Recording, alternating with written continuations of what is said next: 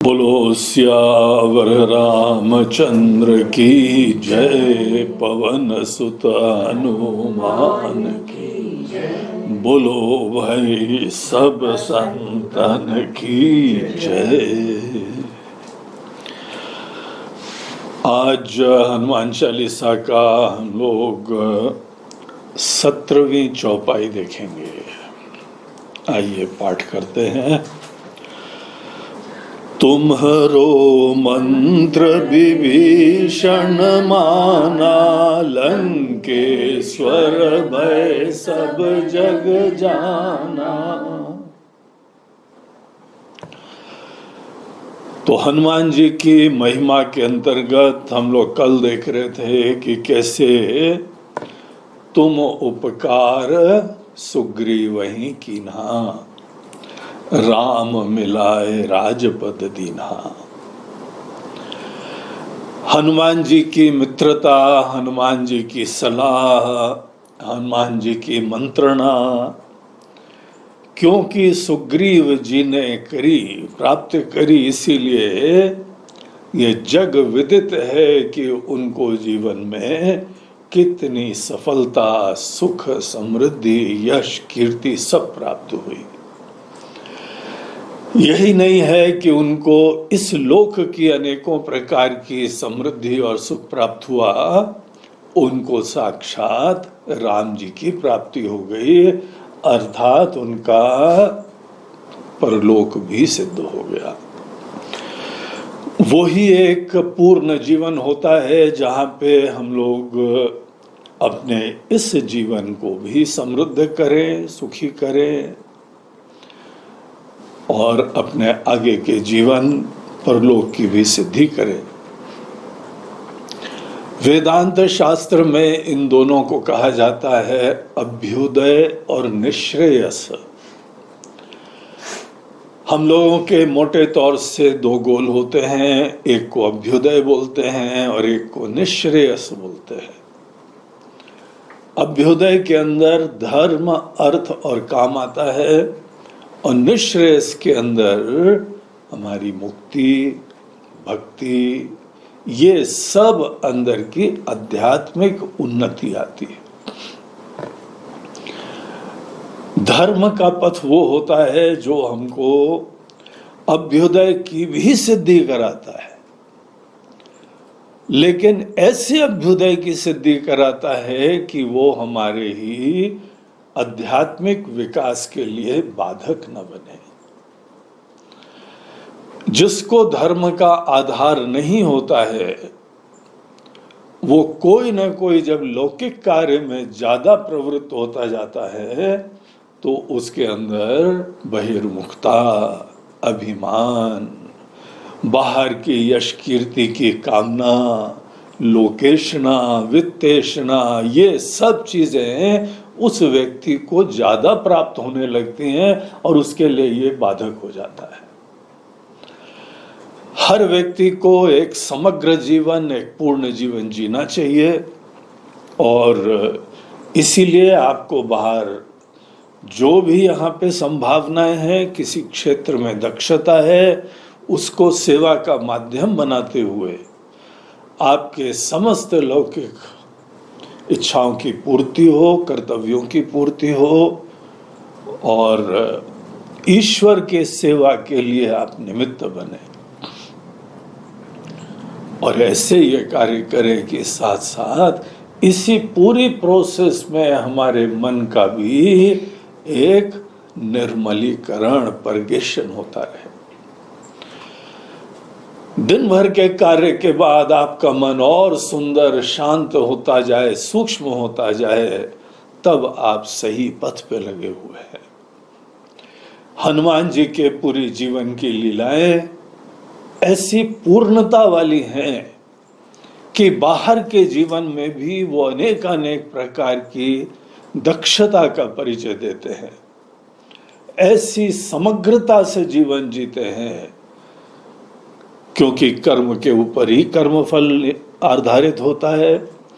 इसीलिए जो हमको जो जीवन जीने की कला, जीवन जीने का मूल्य कर्म करने के लिए हमको और दक्ष बनाता है, सुंदर बुद्धिमान बनाता है, और ऐसे हम भगवान के सेवक बन के वो ईश्वर अर्पण कर देते हैं, तो हमारा मन भी तभी सूक्ष्म होता जाएगा। हनुमान जी ने बाहर भी कार्य, अत्यंत दुर्लभ कार्य, असंभव से कार्य कर दिए, और वो उनको ईश्वर की भक्ति, ईश्वर की सन्निधि, ईश्वर का ज्ञान और इसीलिए मुक्ति की भी प्राप्ति हुई। इसीलिए हनुमान जी जैसे एक महात्मा की, एक ज्ञानी की अभिव्यक्ति के बाद वो यहाँ पे ज्ञानी है, महात्मा है, लेकिन हाँ उनका इतिहास देखते हैं तो बड़ा दिव्य है। इसीलिए साक्षात भगवान शंकर से उनको जोड़ दिया जाता है। तो शिव जी के अवतार, और इसीलिए उनका ज्ञान बहुत ही अनुकरणीय है। उनके ज्ञान का, उनके मार्गदर्शन का जिसने आश्रय लिया है उसका कल्याण हुआ है।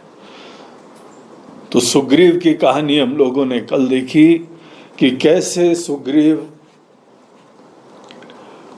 उनका एक राज्य घराना था, उनके अंदर की पॉलिटिक्स थी, उनके अंदर के झमेले थे।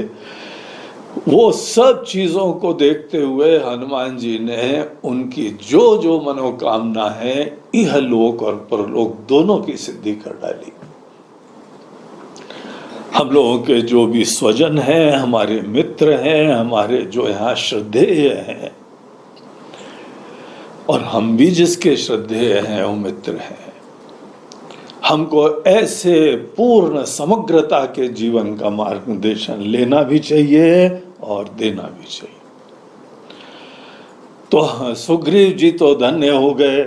अब एक और बहुत ऐतिहासिक घटना एक और पात्र के साथ की अगले चौपाई में यहाँ आ रही है, जहां पर वो बोलते हैं कि तुम्हारो मंत्र विभीषण माना। विभीषण जी की कथा,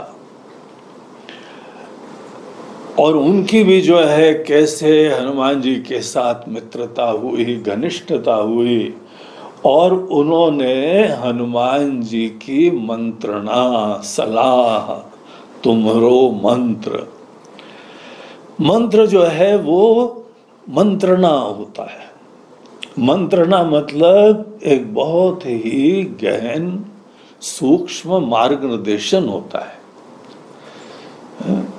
इसीलिए किसी के राजा की सभा में भी उनके अनेकों मंत्री होते हैं। मंत्री कौन होते हैं? जो अपने अपने क्षेत्र के स्पेशलिस्ट होते हैं, और इसीलिए वो उस एंगल की मंत्रणा देते हैं, सुझाव देते हैं।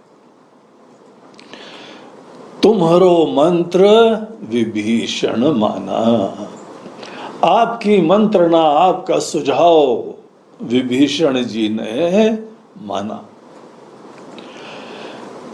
और ये माना, ये ऐसी जल्दी बात थोड़ी हो जाती, कोई किसी की बात जल्दी मान ले। घर में एक दूसरे की बात नहीं मानते हैं, और यहाँ पे कोई एकदम हमसे पहली बार मिला उसकी बात हम मान गए। तो वो किसी की जो है पर्सनालिटी, उसी के विचार, उसी का विमर्श, इन सब चीजों के ऊपर निर्भर होता है कि हमारी किसी के प्रति इतनी श्रद्धा हो जाती है। किसी किसी के साथ मिलने के उपरांत रिस्पेक्ट क्रिएट हो जाती है। उसके विचार की गंभीरता, उसके विचार की सुंदरता, ये सब चीजें कभी कभी देख के जो है वो बातें एकदम किसी के दिल में घर कर जाती हैं। हनुमान जी का ऐसा ही व्यक्तित्व था। जिस समय हनुमान जी लंका में प्रवेश करते हैं, सब समुद्र का उल्लंघन करके, और वहां पे जो उनकी एक बहुत बड़ी रक्षिका थी लंकिनी, बहुत ही जो है दक्ष, बड़ी समर्थ, अपने कार्य में बहुत ही अच्छी। तो एक राक्षसी थी जिसको काम दिया हुआ था कि लंका की रक्षा करो। हनुमान जी बहुत ही छोटा मच्छर जैसा साइज, मशक समान रूप धरे, छोटा रूप धारण करके लंका में प्रवेश करा, लेकिन लंकिनी ने पकड़ लिया। और उसको जो है हनुमान जी ने, चर्चा भी हुई, संवाद भी हुआ, बाद में उसको जो है एक मुष्टिका प्रहार हुआ और वो एक ही घूंसे से चित हो गई। और उसको जो है कोई पुराना श्राप था, वो स्मरण हुआ, श्राप से मुक्त हुई और उसको ये पता लग गया ये कौन आया है। लंका के अंदर जब वानर आएगा और तुमको एक मुक्के को मारेगा, तब समझ लेना कि लंका का भी अंत है। और उस समय वो राम जी के दूत होंगे। ये सब उसको पहले ही कथा बताई हुई थी। तो उनको निपट के अंदर आए, उन्होंने लंका को देखा। लंका का दर्शन जो हनुमान जी ने प्राप्त करा है वो बहुत ही वैभव वाला था, बड़ा अद्भुत था। इधर उधर से जो है वो सब सामान सब लूट लाट के जीत के वो लाया और उसने अपनी लंका को अच्छा बनाया, बहुत बढ़िया लंका बनाई थी। वहाँ की रोडें, वहाँ के बिल्डिंग, वहाँ के मार्केट्स, वहाँ के सब महल बड़े एक क्लास थे और अनेकों प्रकार के जो है वो रत्नों से जड़ित थे। तो इस प्रकार की लंका की समृद्धि देखी। उसके बाद लंका में उन्होंने ढूंढना चालू करा कि हम रात का समय है, जरा ढूंढते हैं सीता जी कहाँ होंगी। अभी सब सो रहे हैं तो इधर उधर हम जो है छोटा रूप धर के इधर उधर ढूंढते हैं। तो वो अनेकों महलों में गए, रावण के महल में भी एंट्री मार के आ गए। रावण भी वहां सो रहा है, अनेकों राक्षस लोगों के घर में गए, वहां पर भी देखा दाखा, ये सब चीजें देखा, कहीं पे उनको सीता जी नहीं दिखाई पड़ी। तो इसी तरह तलाश कर रहे थे रात को हनुमान जी, तो उनको एक बहुत ही विलक्षण वहां महल दिखाई पड़ा। वो दूर से ही उनको बड़ा अच्छा लगा देख के, बड़ी अच्छी डिजाइन होगी या क्या आभा होगी। तो हनुमान जी उस दिशा में गए और उधर जाते ही वहां पे ब्रह्म मुहूर्त का समय हो रहा था। तो सवेरे के समझ लो आपकी 4 बज रहे होंगे। ब्रह्म मुहूर्त का ऐसा समय होता है कि सूर्य उदय से पहले नहा धो के ध्यान पूजा करके आदमी बैठ जाता है और सूर्य देवता की उपासना करने के लिए रेडी हो जाता है। सूर्य देवता के आगमन से पहले उठ जाना सबसे अच्छा होता है। खासकर जिस समय रात को आदमी को अपने सूर्य के हिसाब से सोना है। जहां सूर्य अस्त होने लगा तो भोजन पानी उतने समय निपट जाना चाहिए। आज भी बहुत लोग उसको फॉलो करते हैं। जैनी लोग तो बहुत अच्छी तरह फॉलो करते हैं और अनेकों हमारे ब्राह्मण लोग, पंडित लोग, विद्वान लोग, महात्मा लोग सब इस चीज को फॉलो करते हैं कि सूर्य अस्त होने के आसपास ही भोजन सब बढ़िया निपट जाता है। और शाम को थोड़ी देर भजन करा, उसके उपरांत विश्राम करा। और जब जल्दी सो जाओगे तो सवेरे उठना कोई बहुत बड़ी बात नहीं होती। हर व्यक्ति को करीब जो है वो 7-8 घंटे की नींद होनी चाहिए। अगर दोपहर में नहीं सोया है तो रात को बहुत अच्छी तरह सोना चाहिए। इसीलिए नींद में कॉम्प्रोमाइज की बात नहीं है। सवेरे जल्दी उठना है तो कैसे हम पूरा सोएंगे?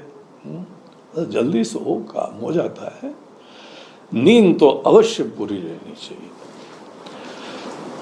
तो उस समय जो है 4 के आसपास टाइम होगा और हनुमान जी उस महल की तरफ गए।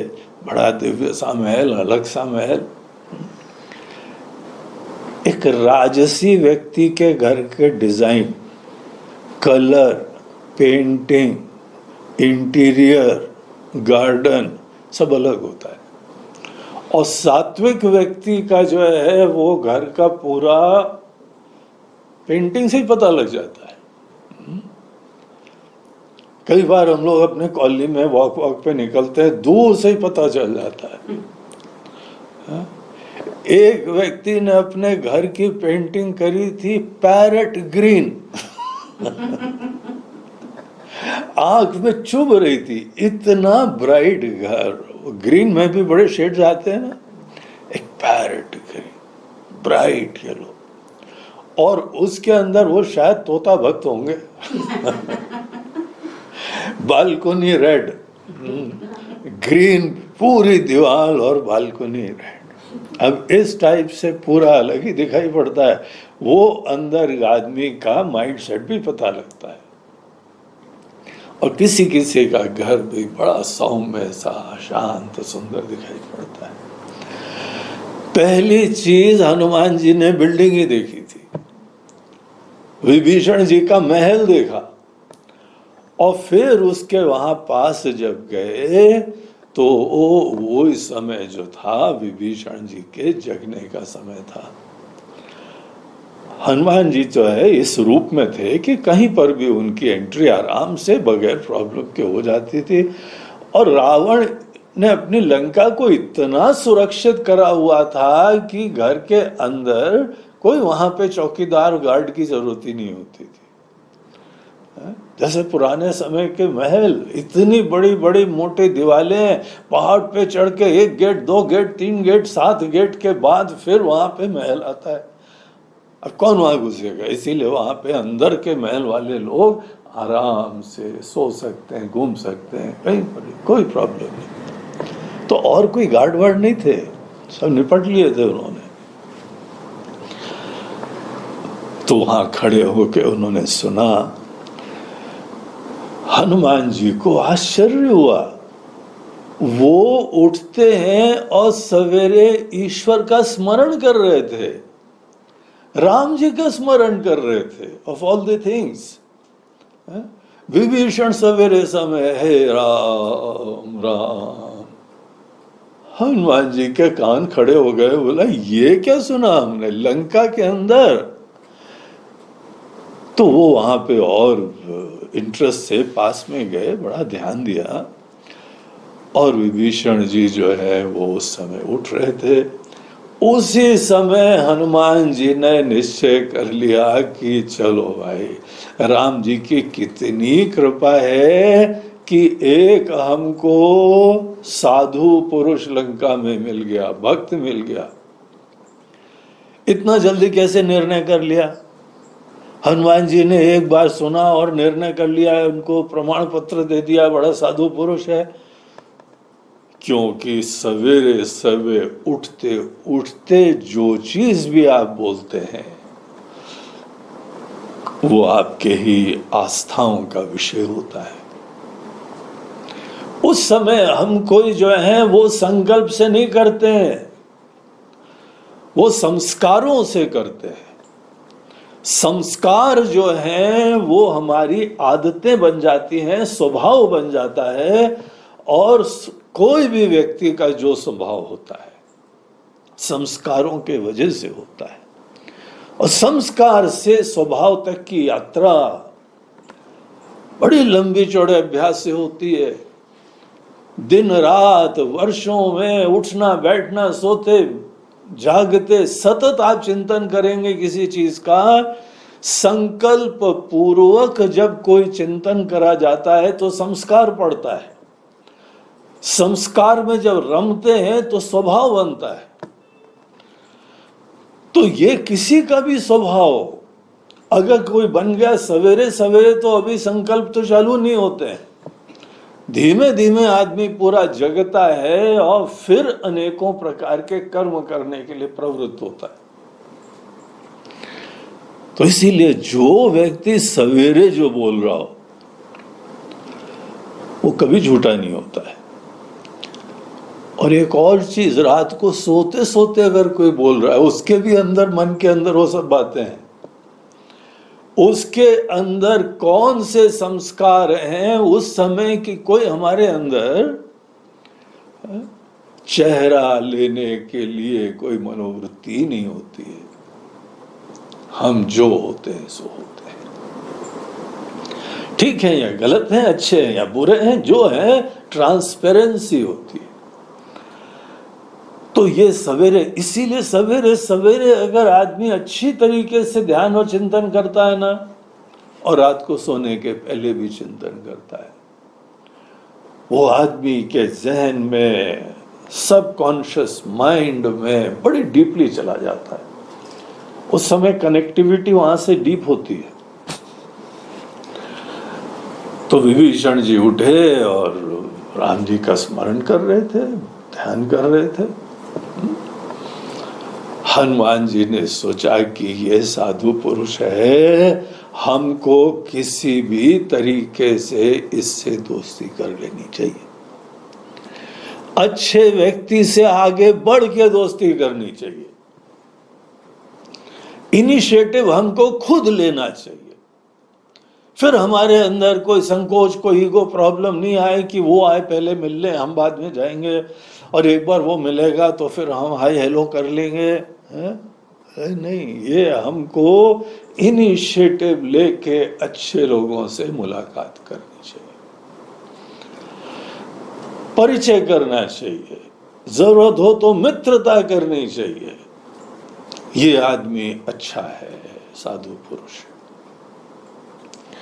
तो हनुमान जी ने इमीडिएटली विचार करा और आइडिया निकाला कि हमको जो है इनसे मुलाकात करनी है। और एक ब्राह्मण का रूप उन्होंने पुनः धारण करा। जैसे राम जी के पास मिलने के लिए गए थे ना ब्राह्मण रूप धारण करके, वैसे विभीषण जी के पास मिलने के लिए उन्होंने पुनः ब्राह्मण का रूप धारण करा और उन्होंने भी अभिवादन करा। विभीषण जी को आवाज लगाई, जय सिया राम। अब वो विभीषण जी के आश्चर्य का समय, पहले तो हनुमान जी आश्चर्यचकित हुए, अब विभीषण जी आश्चर्यचकित हुए। यहां पे हमने क्या सुना, लंका के अंदर कोई सवेरे सवेरे हमको जय सिया राम बोल रहा है। अब एग्जैक्ट जय सिया राम वो हम लोग आजकल अपनी भाषा में इस समय बोल रहे हैं, उस समय वो संस्कृत में बोल रहे होंगे या क्या बोल रहे होंगे, लेकिन आशय राम जी के नाम से अभिवादन करना। तो वो इमीडिएटली बाहर निकले, उन्होंने अपना जो है जो भी अंग वस्त्र वगैरह था वो इमीडिएटली धारण करा और बाहर निकले, प्रणाम करा। बोले, हे ब्राह्मण देवता, आप यहाँ लंका में, आप राम जी के भक्त दिखाई पड़ते हैं हमको, आप हमको कोई साधु पुरुष दिखाई पड़ते हैं, आपका यहाँ कैसे आना हुआ है? यहाँ पे कौन एंट्री लेता है? ये highly protected zone, VVIP zone, आप यहाँ आए कैसे? तो उन्होंने फिर उनको बोला, ये बैठिए, आप पधारिए। तो इज्जत से हनुमान जी को वहां बैठाना और उन दोनों ने फिर, हनुमान जी ने अपना शुरुआत में परिचय दिया कि हम जो है वो रामदूत हैं। और देखो, जो भक्त आदमी है, साधु पुरुष है, वहां पे उन्होंने कोई टाल मटोल नहीं करी, सीधे असलियत अपनी बताई और बताते बताते वानर रूप भी ले लिया। वो बोला, ये हमारा असली रूप, हम हनुमान हैं, राम जी के सेवक हैं, राम जी के दूत हैं और सीता जी की खोज करते हुए यहाँ पे आए हैं। अब ये सुन के सब बातें विभीषण जी को भरोसा हो गया कि हाँ देखो, ये आदमी सच्चाई से अपना रूप भी बता रहा है। और ये सब चीजें किसी को भी लंका में बता देना काफी डेंजरस काम है। जासूस अपनी बातें असलियत थोड़ी किसी को जल्दी बता देता है। लेकिन उनका कॉन्फिडेंस जो है उन्होंने जीत लिया था, पूरा विश्वास हो गया था। फिर विभीषण जी ने अपना परिचय दिया, हम विभीषण हैं, रावण के छोटे भाई। ओ गॉड, कहाँ आ गए भाई। और यहाँ पर इनके भाई की तरीके से रहना, लंका में रहना, हे हनुमान जी आपको क्या बताएं, वेरी चैलेंजिंग, और बहुत चैलेंजिंग काम है। यहाँ पे रहना असंभव है, और यहाँ रह के अगर हम विभीषण उनके रावण के भाई नहीं होते तो हमारे पास तो इतनी भी स्वतंत्रता नहीं होती कि हम भजन भी कर सकते थे। ये तो इन्हीं का सबको सेवा करनी होती है, यही सर्वे सर्वा है। यहाँ रह के हम थोड़े से स्पेशल प्रिविलेजेस वाले, इसीलिए हम भजन कर सकते हैं। अपना पूरा उनके घर के आगे रामांकित वो अंकित थे, तो उनके पास शंख और चक्र दोनों उनके घर में लगे हुए थे, तो उन्होंने बिंदास लगाए थे, क्योंकि वो जो है प्रिविलेज्ड व्यक्ति थे। अपने हिसाब से उन्होंने सब डिजाइनिंग करी थी, आर्किटेक्चर करा हुआ था। तो उन्होंने बोला यहाँ रहना वैसे तो बहुत मुश्किल है। सत्संगी व्यक्ति कहीं पे ऐसे परिवार, ऐसी सोसाइटी, ऐसी जगह रहे जहां कोई सत्संग नहीं करता है, वो विभीषण जी की बातें समझ सकता है क्या प्रॉब्लम होती होगी। आपको क्या बताएं महाराज जी, हमारे घर में कोई सत्संग करता ही नहीं है,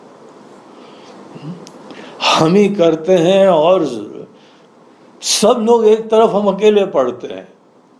और जो सब लोग एक तरफ हम अकेले पढ़ते हैं तो आप समझ लो सब समझाते होंगे हमको। जितने लोग हैं अपने अंदाज से समझाते हैं, और सभी लोग, अनेकों लोग बाधाएं उत्पन्न करते हैं, अनेकों लोग अवरोध उत्पन्न करते हैं, ताने मारते हैं, आओ भगत राज,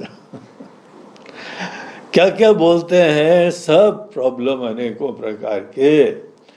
तो यहाँ पे रह के भिन्न भिन्न प्रकार की प्रॉब्लम्स में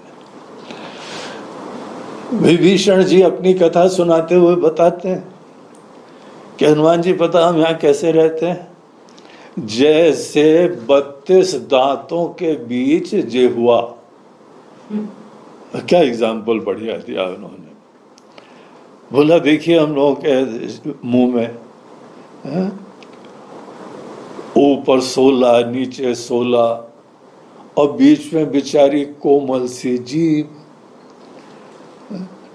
तो ये कोमल व्यक्ति हैं, सात्विक व्यक्ति हैं, संवेदनशील हैं, और बाकी सब कठोर कठोर लोग हैं। जिसको भी मरे तो उसको काट खाते हैं, जिसको जो है उसको मार देते हैं। तो ऐसी हमारी स्थिति है। लेकिन तो भी विभीषण जी की महिमा है कि ऐसी प्रतिकूल परिस्थितियों में भी भजन कर पा रहे हैं। देखिए विभीषण जी का पात्र एक बहुत ही अनुकरणीय, मननीय पात्र है। विशेष लोग, विशेष रूप से उन लोगों के द्वारा जो कि ये सोचते हैं कि बहुत ही जो है वो फेवरेबल सिचुएशन ही नहीं, आजकल दुनिया ही नहीं है। और कोई खासकर बड़े शहरों में हो, मुंबई, दिल्ली वगैरह वगैरह, तो हम तो अरे कहाँ महाराज जी आजकल यहाँ भजन हो पाता है। गांव में रहते थे ना तो भजन हो पाता था। आपकी सिचुएशन क्या विभीषण जी से रत्ती मात्र भी कंपेरेबल है? आपके तो कॉलोनी में मंदिर भी है, आपके शहर में मंदिर है। यहाँ विभीषण जी के शहर में कोई मंदिर नहीं, पूरे अकेले। हमारा अगर दृढ़ निश्चय हो तो प्रतिकूलताएं भी बाधा नहीं होती हैं।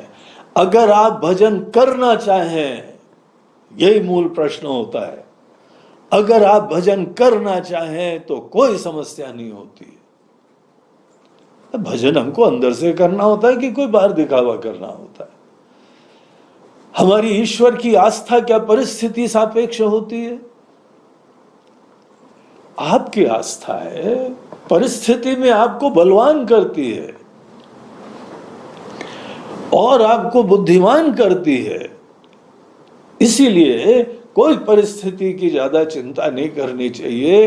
यही विभीषण जी के व्यक्तित्व से हम लोगों को शिक्षा मिलती। एक जगह कथाकार बता रहे थे कि हनुमान जी ने मन ही मन सोचा। उन्होंने बोला, विभीषण जी आप जिह्वा और राक्षस लोग दांत। तो बोला कि कौन बलवान है? भले दांत जो है 32 हो और भले कठोर हो, लेकिन जिह्वा अकेली कोमल अगर बुद्धिमान हो तो 32 के 32 को जो है ना अपनी उंगली पे घुमा सकती है। कैसे?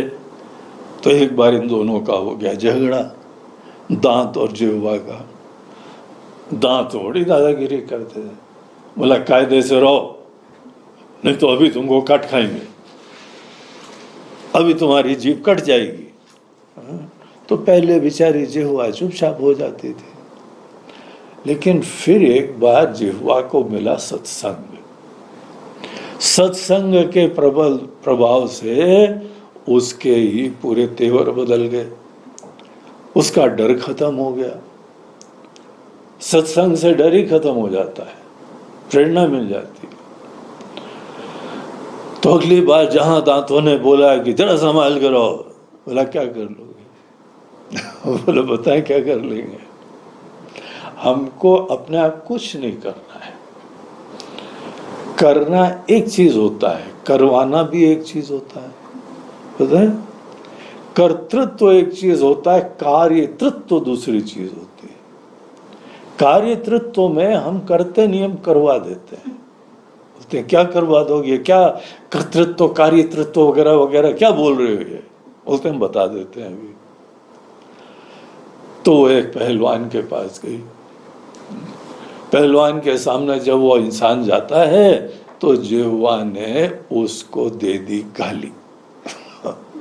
अब जिह्वा के ऊपर ही है ना गाली दे देना। अब जहां पे पहलवान के सामने गाली दी, उसने एक घुमा के मारा लपड़।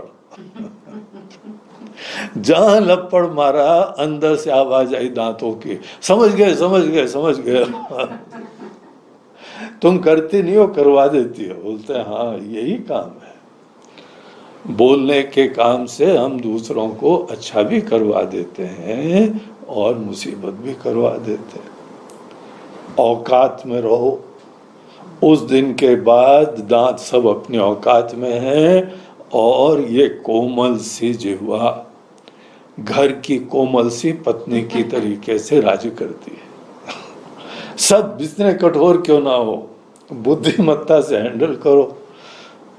लंबे चौड़े 6 साढ़े 6 फुटे लोग होंगे, सब लाइन से लगे हुए। तो इंटेलिजेंट हैंडलिंग होती। तो इन लोगों के संवाद से बड़े सुंदर सुंदर जो है वो रहस्य निकलते हैं। बाद में विभीषण जी ने पूरी युक्ति बताई। जब हनुमान जी के निवेदन से बोला कि वो अशोक वाटिका में है, वहां जाना कोई आसान नहीं, हाईली प्रोटेक्टेड जगह वो, लेकिन एक तरीका है। और वो तरीका जो रहस्यमय तरीका था, वो पूरा का पूरा हनुमान जी को लैंडिंग करने के बाद सूर्य उदय से पहले ही पता लग गया। बोलो सियावर रामचंद्र की जय। ये राम भक्ति की प्रसाद होता है। आप फॉरेन कंट्री में भी चले जाओ, वहां कोई परिचय नहीं है, अगर आपके मन में राम जी की भक्ति है, पूरा विश्वास है, वहां पर भी आपको कोई दिशा निर्देश देता है, सहारा मिलता है। आपके कार्य के लिए कोई बाधाएं नहीं होती है, एक्सप्रेस हाईवे चलता है आपका। तो हनुमान जी ने उनको प्रणाम करा, उन दोनों की बड़ी अच्छी मित्रता हो गई।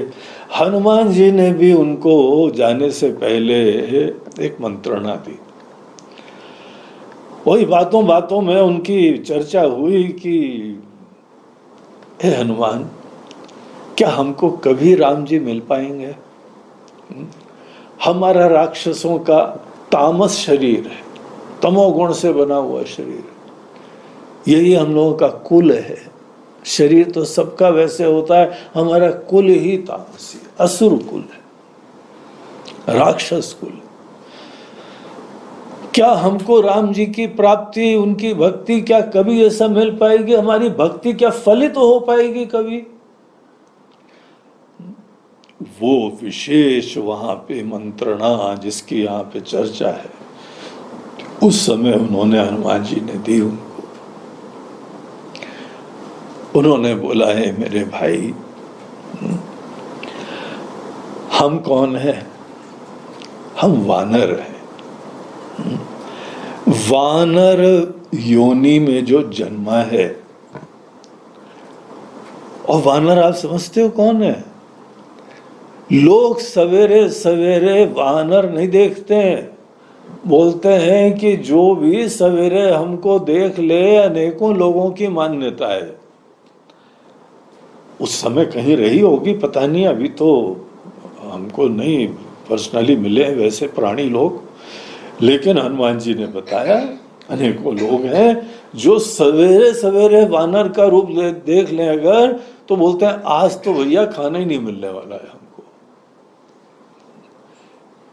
ऐसी हमारी जो है वह योनि, जिसके बारे में ऐसे जो है वह अपशकुन से बताए जाते हैं।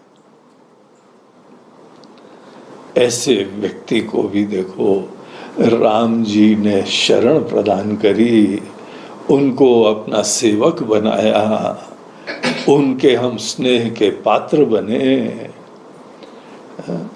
ये जो वाक्य था विभीषण जी के लिए एक आई ओपनर हो गया। क्यों? पहली बात तो उसका बंधन केवल ये था कि ये रावण हमारा भाई है और ये हमारा बड़ा भाई, बड़े भाई का हम मंत्री है, ये हमारा परिवार है।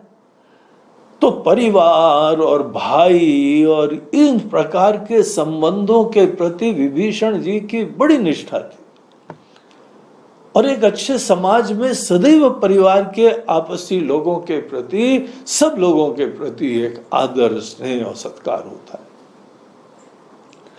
लेकिन जब हनुमान जी ने इनको भाई कह के बुलाया, इनके अंदर कुछ हिल गया। बोलते ये वानर हमको भाई कह रहा है, भाई कैसे कह रहा है? ये हमारे जो है परिवार में कहां है? तो जैसे एक ऐसा नाम देते हुए हनुमान जी ने एक व्यापक सी दृष्टि दी कि देखो हम सब अगर ईश्वर के प्रति आस्था रखने वाले लोग हैं, हम सब लोग रिलेटेड हो गए, हम सब लोग रिश्तेदार हो गए। कहीं पर भी आपको भगवान के प्रति आस्था वाला व्यक्ति मिले, आप दोनों एक ही नाव में हैं, दोनों जने आस्थावान हैं। ये हमारा कुल होना चाहिए। हमारा कुल का प्रयोजन भी अंततः ईश्वर की भक्ति, ईश्वर का ज्ञान और परम सत्य में जगना होता है। वही हमारे परिवार की कसौटी होती है। तो अनेकों विद्वान लोग एक एक शब्द के ऊपर चर्चा करते हैं, बोलते हैं देखो हनुमान जी ने कैसे मंत्रणा दी, संकेत करते ही उनके सब मोह खत्म कर दिए परिवार के बारे में, और परिवार की वास्तविक परिभाषा जैसे उन्होंने बता दी कि तू हमारे भाई हो, हम तुम्हारे भाई हैं, तू हमारे भाई। किस दृष्टिकोण से? परिवार में एक एकता का सूत्र होता है। वो एकता के सूत्र के दृष्टिकोण से रिश्ते स्थापित करो। अब जो आदमी गहराई से नहीं देख पाता है वो जगह कोई बोलता रहता है, बस हम भी उस जगह से, तुम भी उस जगह से। जगह से नहीं और गहराई में देखो। तुम्हारे पूर्वज लोग किस चीज के लिए समर्पित थे? हम लोग सब लोग जो है अनेक अनेक गोत्र बोलते हैं, वो सब ज्ञानी ऋषि लोग, ये उनका कुल है। जो भी ज्ञान के प्रति समर्पित हो, हम दोनों रिश्तेदार हो गए। तो ऐसी बात बोल के उनको बताया, देखो राम जी की भक्ति में हमारी छोटी योनि है, तुम्हारी तामसी योनि है, तुम राक्षसी योनि हो, हम पशु योनि हैं, वानर योनि, ये कुछ फर्क नहीं पड़ता है। इसका मीनिंग ही नहीं होता है। जो नहीं जानता है सच्चाई को, वो इन चीजों में अटका रहता है। भक्ति होनी चाहिए, आस्था होनी चाहिए, श्रद्धा होनी चाहिए। जिसके अंदर ये श्रद्धा भक्ति विराजमान है, राम जी उसको अपनी शरण प्रदान करते हैं, अपना भक्त सेवक बना लेते हैं। ये मूल चीज हुआ करती है। और उनको एक दिशा मिल गई, उनके मन के अंदर के संशय खत्म हो गए। हनुमान जी के साथ थोड़े समय के सत्संग से इनकी आंखें खुल गईं, इनकी सब गठाने खत्म हो गई, इनके अंदर आशा की किरण जग गई और पूर्ण निश्चय कर लिया कि अब तो इस पथ के ऊपर और दृढ़ता से लगे रहेंगे। अब राम जी की प्राप्ति में भी कोई संदेह नहीं। और वो सीता जी का उन्होंने ढूंढ ढाड़ के फिर जो भी हनुमान जी को करना था वो लीला संपन्न हुई। बाद में जिस समय यहाँ पे विभीषण जी राम जी के शरण में आ जाते हैं, विभीषण जी जब राम जी के शरण में आते हैं तो उस समय राम जी ने अपने मिलने से पहले सब मंत्रियों से पूछा कि सब लोग अपनी सलाह बताइए कि रावण का छोटा भाई हम लोगों के पास आया है। अब युद्ध का समय था तो सब लोगों ने युद्ध की नीति के दृष्टिकोण से भी बताया। किसी ने बोला है कि जो है पहले तो उसको बना लो बंदी, पहले तो उनको जो है वो जेल में डालो और उसके उपरांत फिर चर्चा करेंगे। किसी बोला जासूसी के लिए आया होगा, बोला भेद निकालने के लिए आया होगा। तो सब लोगों ने बातें बताई। फिर उसके उपरांत राम जी ने बोला, देखो कोई यहाँ पे ज्यादा अपने बल दिखाए, युद्ध कौशल दिखाए तो हमारे लक्ष्मण जी ही पर्याप्त है निपटने के लिए, उसकी चिंता ही मत करो। तो उन्होंने बोला उसका कोई डर नहीं है। हनुमान जी से पूछा, हनुमान जी ने बोला भगवान आपकी जो शरण में आया है, आप तो जो है सबको शरण देने वाले हैं, शरणागत वत्सल हैं, तो आप उनसे मिलिए, फिर देखिए जैसा उचित हो। तो इस तरीके से उनके मिलने में विभीषण जी के मन की बाधाएं दूर करी। वहां पर अपने समस्त मंत्रिमंडल में जो है प्रस्ताव हनुमान जी का पारित हुआ और जिस समय वो आते हैं उस समय थोड़ा मिले मिलाए। उसी समय राम जी ने समुद्र से जल मंगवाया, उनका अभिषेक करके उनको लंकेश्वर का पद दे दिया। लंकापति तुम बनोगे, रावण का खात्मा, रावण की समाप्ति अवश्यम भावी है और तुम अब भावी राजा हो गए लंका के। तुम्हारो मंत्र विभीषण माना। आपकी जो मंत्रणा थी, आपकी प्रेरणा थी राम जी के प्रति जाने की, मन के संकोच दूर करने की, बाहर भी मार्ग प्रशस्त करने की, वहां पर भी अनुकूलता उत्पन्न करने की, ऐसे अच्छे इंसान को पहचान के राम जी के पास तक ले जाना, और राम जी के पास भी जाके उचित सब भूमिका बना के उनको राम जी की प्राप्ति करवा दी। वो तो फिर राम जी का प्रसाद था कि लंकेश्वर भी हो गए, लेकिन ज्यादा बड़ी चीज लंकेश्वर नहीं है। ज्यादा बड़ी चीज वो राम जी के द्वारा उनकी स्वीकृति हो गई, शरणागति हो गई। कोई भी भक्त किसी पद के लिए भगवान के पास जाए तो वो भक्त नहीं होता है। राम जी के पास राम जी के लिए ही जाना चाहिए और कुछ नहीं। तो बहुत ही अद्भुत प्रसंग, विभीषण जी का जीवन बदल गया और उसके साथ साथ लंका का भविष्य बदल गया। अच्छे इंसान को पहचानना, उससे दोस्ती करना, उसको और आगे भगवान तक ले जाने की भक्ति की प्रेरणा देना, इससे उनका तो कल्याण हुआ ही हुआ, पूरे लंका का कल्याण हो गया। तुम्हारो मंत्र विभीषण माना, लंकेश्वर भय सब जग जाना। बोलो सियावर रामचंद्र की जय, पवन सुत हनुमान की जय।